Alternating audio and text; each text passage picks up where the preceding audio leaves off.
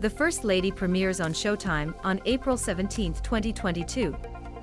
The premiere of Showtime's anthology series The First Lady opens with Amy Sherald working on her portrait of Michelle Obama.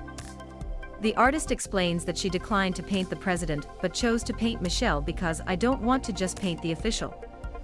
I am interested in the real. Unfortunately, the show's writers and director Susanne Bier failed to bring any of Sherald's daring or creativity to their show. Instead, they've created the television equivalent of stiff, formal photos that are so concerned with verisimilitude that they leave their extraordinary subjects feeling lifeless. The premiere of the 10-episode season slips forwards and backwards in time to share moments in the life of Obama, Eleanor Roosevelt, and Betty Ford, mostly focusing on how the women adjust as their husbands face new adversity and rise to greater prominence. Yet the emotional impact is perpetually blunted by a script that feels like a school presentation rather than compelling drama. The biggest new TV shows and seasons coming in 2022: 47 images. There's the obligatory scene of Franklin D. Roosevelt being stricken by polio that goes into far too much detail about how it's unusual but not impossible in adults, and how a swim in contaminated water cost the rising political star the use of his legs. If anyone can rise above tragedy, it's Franklin. Roosevelt's political advisor Lewis Howe reassures Eleanor before the show cuts to a scene of a young version of herself at her mother's funeral. It's a blunt demonstration that she, too, can overcome tragedy that also reminds us not for the last time in the episode that Teddy Roosevelt was her cousin. The transitions are similarly obvious when Betty, then Second Lady, attends the funeral of Martin Luther King Jr.'s mother, Alberta King, after a bit of flat political intrigue with the easy villain of Ford's new chief of staff, Donald Rumsfeld. After some splicing in of archival footage of the funeral, the show cuts to a huge file of white supremacist threats against Barack Obama in 2007 that led to him being the earliest candidate to ever receive a protective detail. The First Lady so far feels like a tremendous waste of the impressive cast assembled. Anderson seems like she's doing a repeat of her performance of Margaret Thatcher on The Crown with a different accent as she fights to have a real role in her husband's administration.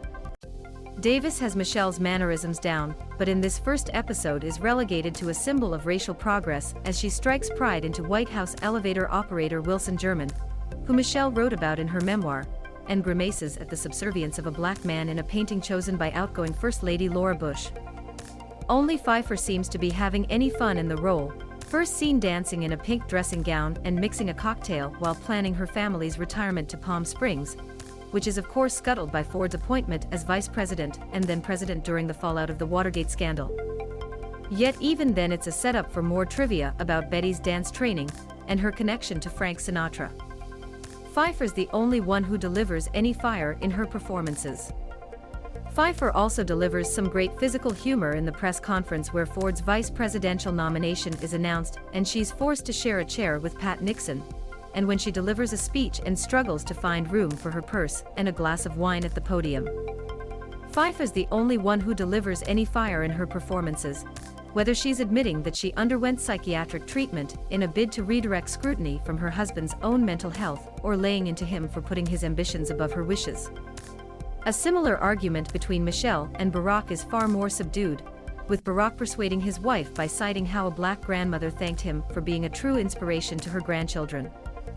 It's the sort of story cited in stump speeches and well-edited memoirs and feels disingenuous for a private conversation. There's an inherent conflict in telling the stories of the extremely famous, especially when they're still alive, to question their portrayal, and the writers of The First Lady appear to have decided to compensate with a bland formality that makes for very dull television. Loading. This is what we signed up for, ladies, when we married politicians, Betty tells an audience of congressional wives after spending some time discussing the burdens of supporting a husband who is often too busy to properly return the favor. She goes on to explain how therapy helped her find that there is a Betty without Gary Ford. The premiere of The First Lady provides a glimpse of who that Betty is, but by sharing time with Eleanor and Michelle and their similar challenges, it seems to focus more on the strange nature of the First Lady as an institution rather than the individual women who have held the role.